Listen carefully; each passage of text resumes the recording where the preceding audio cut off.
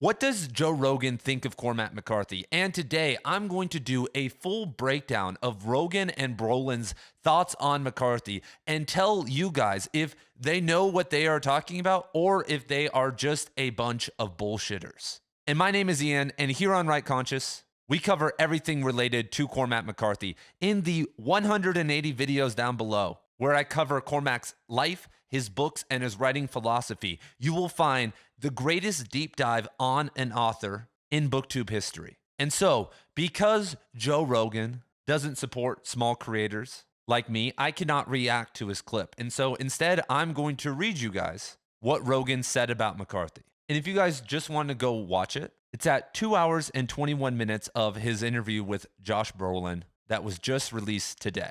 And we're going to start at the top up here. And this is Brolin speaking. Cormac and I got to know each other really well. I was with Cormac the night before he died. Oh, no kidding. And this is Joe Rogan. And he says, wow, that guy could write some of the greatest writing, American writing ever. Then Brolin replies, yeah, in history. There's something about his writing. It's like, Jesus Christ. That's another one of those artists where you'd go, I'd like to ask him about his writing. He didn't want to talk about it, ever. Then, finally, he got mad at me one day. No, man, I just sit down at the typewriter and it comes. What do you want me to tell you? But he could write. I mean, he was tapped into something. Talk about a guy where you were like the muse. Do you have a special place? Do we have this thing? No, he just sits down and writes. The bed he was on, it was me, his ex-wife, his son, and Cormac that last night. At the edge of his bed was the typewriter he'd used for 25 to 30 years to write all those novels.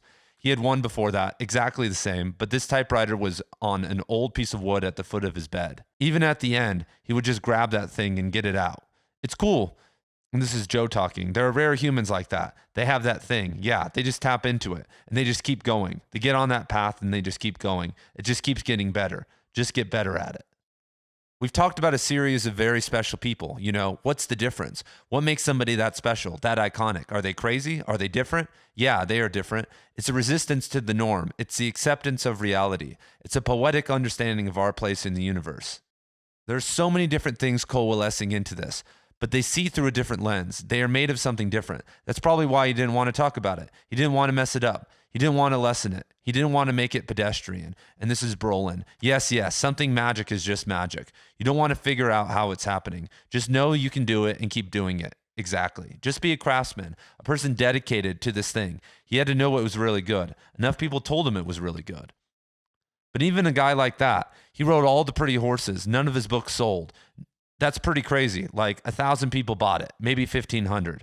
Then it was made into a movie, and people went back and discovered all these banned books, like 1985 4 by George Orwell or Henry Miller's works. People didn't get it then.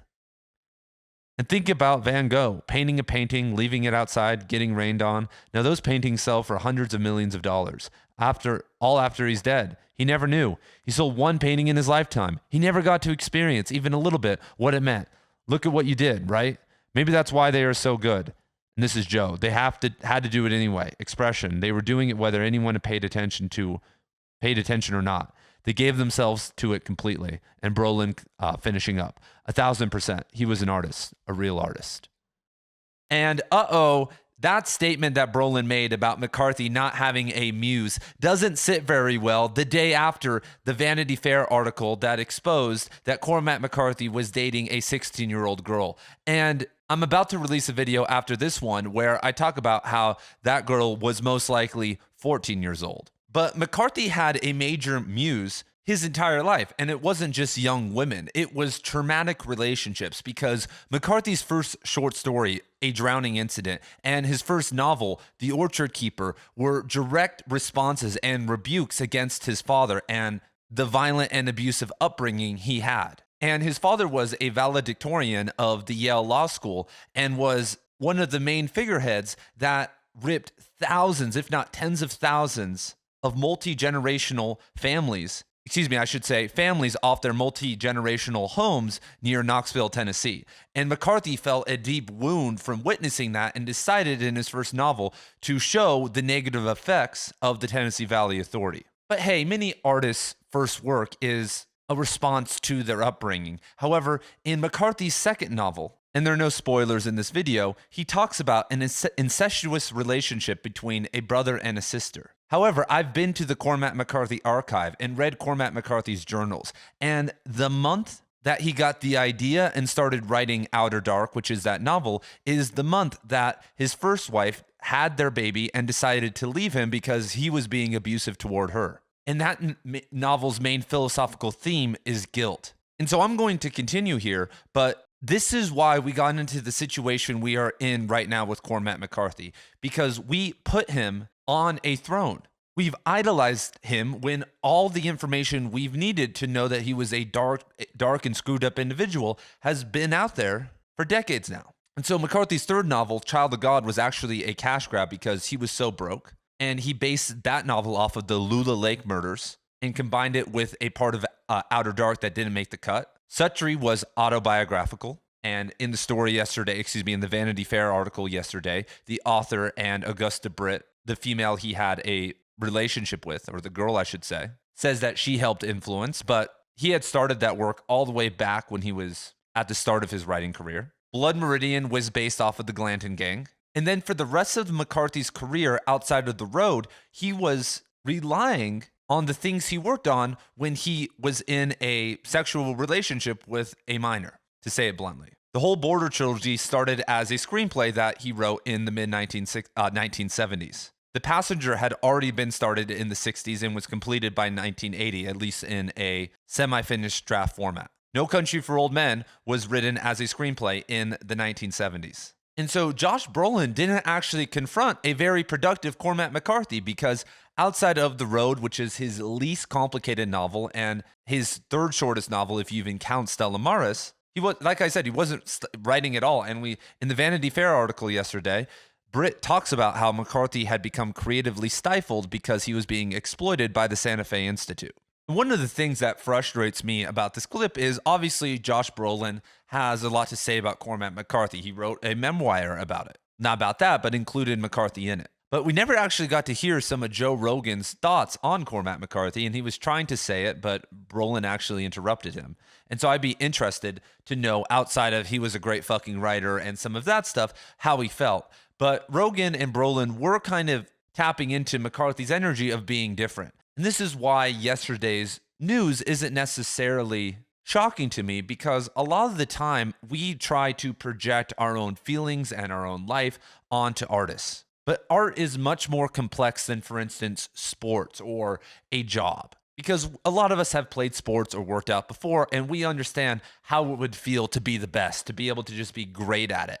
But what makes an artist different is that their entire reality is usually skewed, and their personality is the impetus and the urge that forms that. And so this is why so many artists in the past, Evola, Heidegger, Mishima, and I'm just thinking of 20th century writers here, we're so screwed up politically because most of the time artists cannot connect and become grounded in the modern political landscape, and they tend to either be totally apolitical or err toward illogical opinions and lifestyles. And the everyday common individual that has been neutered and sterilized and whipped by society and has no genetic talent as an artist and also hasn't cultivated their kind of spirit as an artist can't connect with that. And this isn't a defense of Cormac McCarthy's actions, but artists are most of the time very different. And I would say most of the time in a narcissistic, selfish, and negative way. Of all the authors I've covered on this channel, only a handful, in my opinion, have actually been, from what I can tell, good people. I like Brolin mentioning about Cormac McCarthy's book sales and how persistent he was and consistent he was, with his journey as a writer. But McCarthy actually did sell out a lot in certain aspects, because when he was dating Augusta Britt and maybe even other young teenage girls, as I'm going to talk about in my next video, which will be released by the time you see this, McCarthy almost gave up the idea of being a novel writer and tried to get famous. He wrote a movie that was released titled The Gardener's Son, which is available on my channel. It's actually a really good movie and a really good screenplay. He wrote a screenplay for As I Lay Dying by William Faulkner, and he was trying to get that produced. Then he wrote screenplays for The Border Trilogy, Stella Maris, and No Country for Old Men. all within a couple years time span. And he was also hanging out and dating an underage minor and didn't care about the FBI. Because in 1979, when he published Suttree, it sold like 1,800 copies. Imagine writing one of the greatest novels of all time and having no success. And a lot of people talk about McCarthy's poverty as a writer, and he only didn't have money, and I'm saying only here, for 16 years. Because Brolin was wrong in the sense that McCarthy did not technically blow up until All the Pretty Horses sold 200,000 copies in 6 months. But in 1981, he received a MacArthur Fellowship, which granted him around $1.3 million in 2024 money. And so that was life-changing. And he was living in El Paso, which has kind of had an economic boom recently, but back in the 1980s was a very, very cheap place to live. And another myth surrounding McCarthy is that he didn't care about the money, and he didn't want to talk about writing, but there was a deliberate effort in 1992 by his publishing house to remake his entire persona. And the article yesterday validated this even more because McCarthy was never a cowboy. He never rode horses. He never shot guns, even though he did hunt when he was younger. So obviously he knew how to shoot guns. But he let his publishing house do an insane makeover of his entire image with a book in comparison to Blood Meridian that is written for the layman, written for the random suburban house mom. And this is further reinforced because in the article, we hear about McCarthy's Ferraris and all the money he was stacking up. And I've recently read, because there are 2 biographies of Cormac McCarthy being written right now, about McCarthy's just frivolous spending habits. And the biographers have kind of been speaking out about some of the details they've learned. And not to stand on morally superior high ground here, but if I was worth tens of millions of dollars, I would buy a beautiful plot of land out here in Arizona and build a bunch of houses on it for me and my kids so that if they wanted to, they could come and visit or come and live there and have a multi-generational plot of land. But then I would use a lot of the other money, and like I said, maybe I won it, to support causes that I really care about to make the world a better place. But I am not a self-admitted egomaniac like Cormac McCarthy.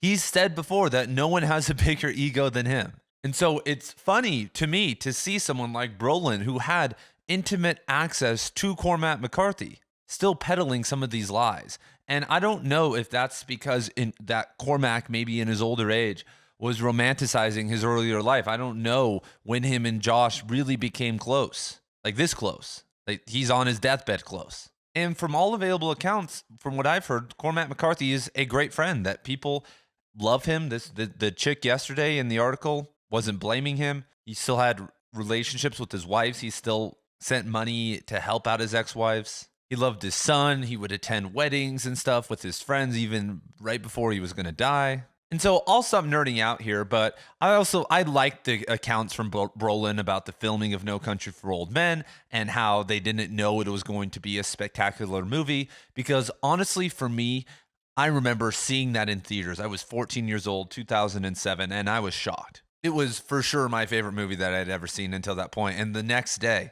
at my school library at Shadow Ridge High School, they had Cormac McCarthy's entire bibliography. And then I started to read it all. Like, thank God for them. But interestingly enough, my view of the movie over many rewatches has started to dim a little bit. I don't know what it is. And I've talked to some film critics and some scholars on this channel and mentioned that movie.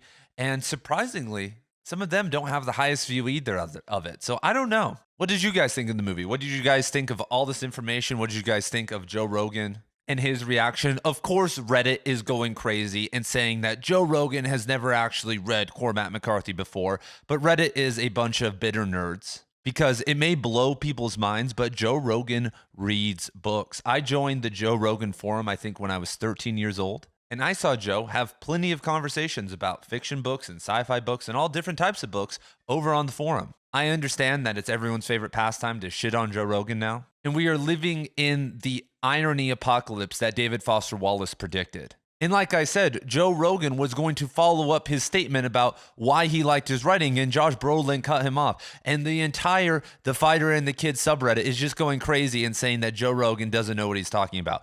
I am very certain that if he was talking like that, that he had at least read The Road. You know how many copies The Road and other Cormac McCarthy books have sold, or No Country for Old Men? An insane amount. And we're talking about someone who is always on planes, who goes on vacations with his family. And a lot of the time, and maybe I don't know this, you read. And it's crazy the amount of negativity when someone like Joe Rogan or Josh Brolin even talks about an American author. They can't talk, there are so many people who can't talk about anything without the gatekeeping mob coming after them. And I don't want to be anti-intellectual or anti-criticism, but things have gotten absolutely out of control with anon logic bros out on the internet who are providing nothing to the world. It is the easiest thing in the world to destroy and deconstruct, but it's way harder to elevate and make something greater. The spirit of Harold Bloom, his good spirit, not the him sexually assaulting student spirit, is rolling in the grave right now. And probably given Cormac McCarthy